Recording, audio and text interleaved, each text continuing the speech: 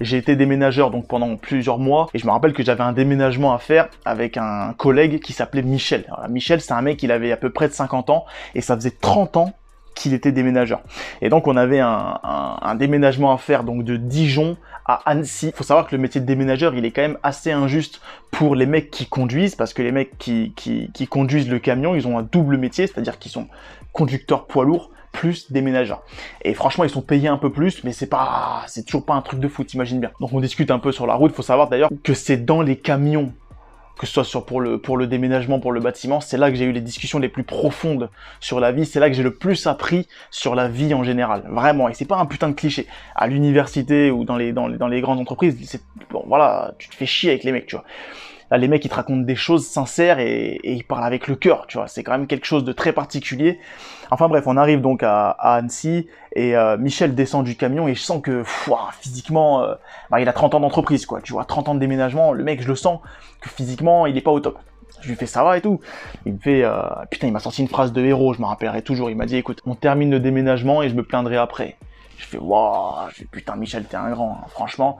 On arrive, il ouvre l'arrière du camion, il faut savoir un truc, c'est qu'en fait ce camion était rempli, allez, je vais pas abuser, mais il y a peut-être une quarantaine, peut-être un peu plus, de cartons de livres.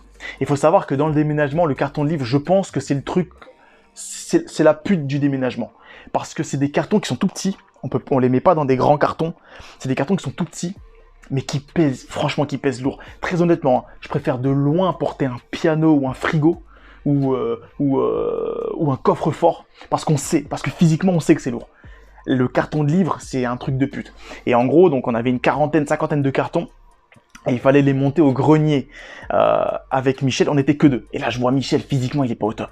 Et donc je le regarde et je lui dis, écoute Michel, tu sais quoi, reste dans le camion, et moi je m'occupe de tous les cartons de livres. Après tout le reste, franchement c'était rien, c'était des frigos, tout ça, c'est pas grand chose en soi. Je lui dis, et parce que le grenier en plus c'était sur un escalier un peu étroit et tout, je dis tu sais quoi, je fais tous les cartons de livres. J'y vais, je retire ma veste, j'enchaîne. À la fin, franchement j'avoue, j'ai fait le mec, j'étais lessivé. Michel il me regarde, il me dit franchement Greg, t'es un putain de héros. Je lui dis écoute Michel, je vais pas te mentir, pour moi le héros c'est toi. Parce que moi la vérité c'est que une fois que le mois ou que les 2 mois sont passés dans le déménagement, après c'est fini, je vais à l'université et je vais m'asseoir sur une chaise. Toi, t'es là depuis 30 ans, et demain, t'es encore là, dans 10 ans, t'es encore là, tu vois ce que je veux dire. Et la réalité, c'est que sa vie, à lui, je dis pas qu'elle est triste, mais elle est réelle. C'est la vie réelle. C'est que le mec, en fait, déjà, ses repas, ça tournait autour de chips et de sandwich triangle tous les jours. Tous les jours. Comme il faisait des longs trajets, il dormait rarement chez lui avec sa femme, tu vois. Et il faut savoir que le patron, dans le déménagement, il te paye 21 euros.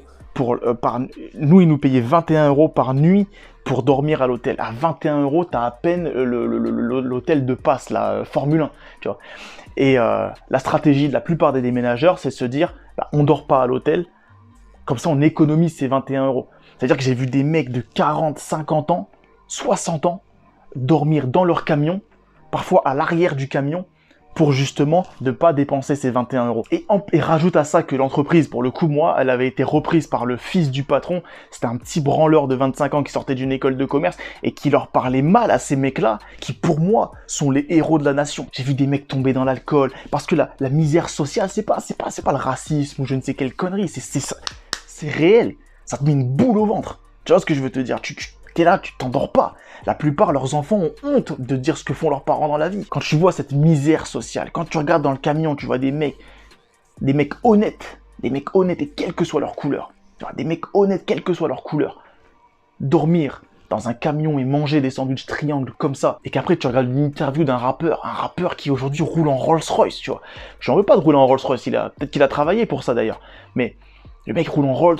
Le journaliste, il regarde et la seule question qu'il doit lui poser, c'est ça va, c'était pas trop dur le racisme? Mais ta mère la pute, c'était pas trop dur le racisme. T'as des mecs encore aujourd'hui à 50, 60 ans qui vivent des misères sociales.